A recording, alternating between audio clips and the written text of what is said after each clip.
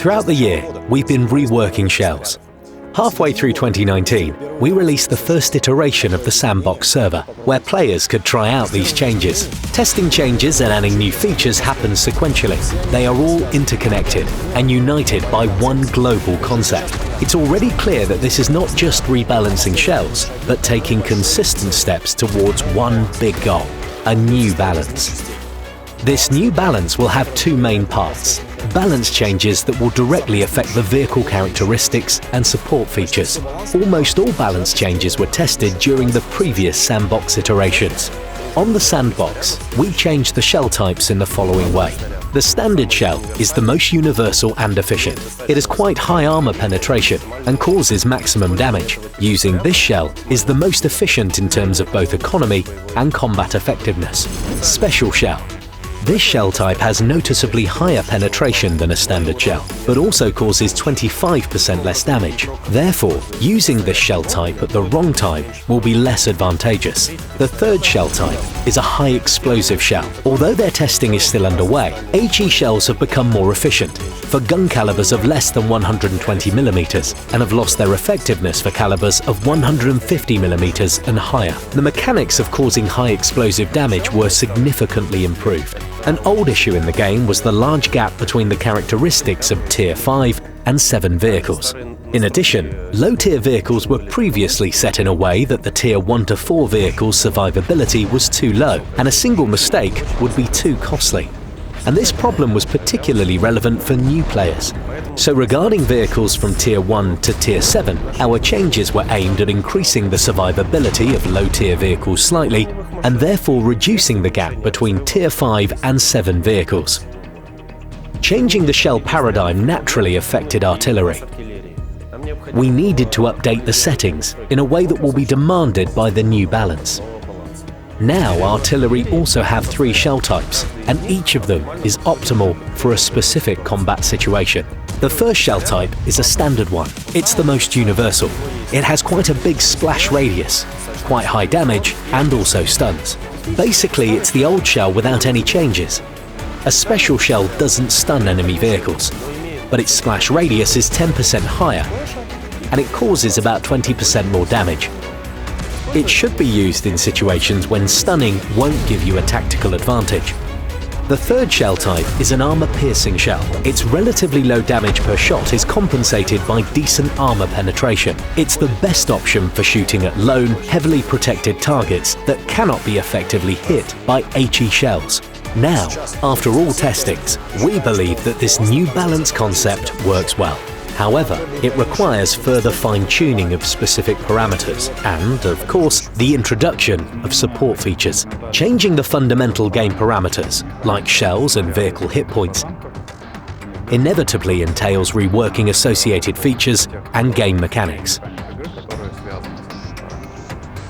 First, we would like to review the statistics system, because changes in damage and vehicle HP parameters will affect it to the greatest extent. We want to make it so that players won't lose their personal stats that they've worked hard on over the years and are obviously very important. At the same time, we want to show players the difference in their performance after changing these key parameters. Thus, we are planning to introduce 2 sets of statistics. The main part will remain the same, just as it is currently represented in the game. We will also add a new part that will show the performance of a player over a particular period of time. Another important component that will be affected by balance changes is the tech tree. Our goal is to provide a tech tree that will be clearer and easier to interact with.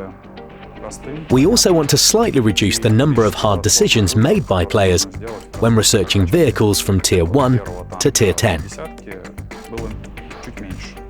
We are planning to single out a major research branch in each large tech tree, which should reduce the chance of players accidentally getting into a difficult situation.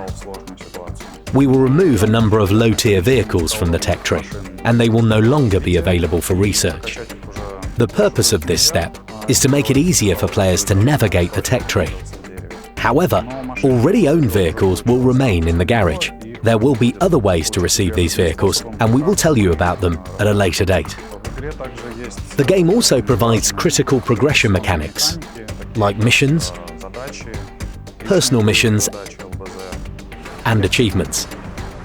Once we change key vehicle parameters, like damage and hit points, the majority of game progression mechanics will also require an update. In other words, we are not planning to change the difficulty of receiving these achievements and rewards, or the difficulty of personal missions. That is why we are adapting the parameters that deal with damage and vehicle hit points to the new reality of random battles. And last but not least, the battle economy. Parameters like credits and experience earned in battle depend on the amount of damage caused and assisted. At this point, they will not be changed drastically. The average caused damage and assisted damage in battles will be increased. But this will not affect the amount of credits and experience earned in battles. In other words, players will retain the same profitability level, including when using in premium tanks. Only after we test the changes to the progression mechanics and game economy, alongside the new balance on the Sandbox server, will we understand the scope of changes that need to be released on the live server. The information presented above, players can expect quite a lot of changes. That's why we have already performed 4 Sandbox test iterations. Many players ask, how do we evaluate the test results? And what kind of feedback we pay attention to? And how players can influence these changes. We analyze the feedback from all players, but focus on the questionnaires from those who participated and played actively during the Sandbox testing. How can you participate in these tests? At the moment, anyone can take part in the Sandbox tests. It's simple. Just install the Sandbox client from WGC and log into the client at the specified time. Then, you can take part, fight in battles, test the changes and complete the questionnaire. The next Sandbox iteration will be released at the beginning of next year. This game version will be extremely close to the one we are planning to release on the live server. If we receive positive feedback from this Sandbox iteration, we will not extend the testing period. Instead, we will plan to release the new balance right at the end of the spring of 2020.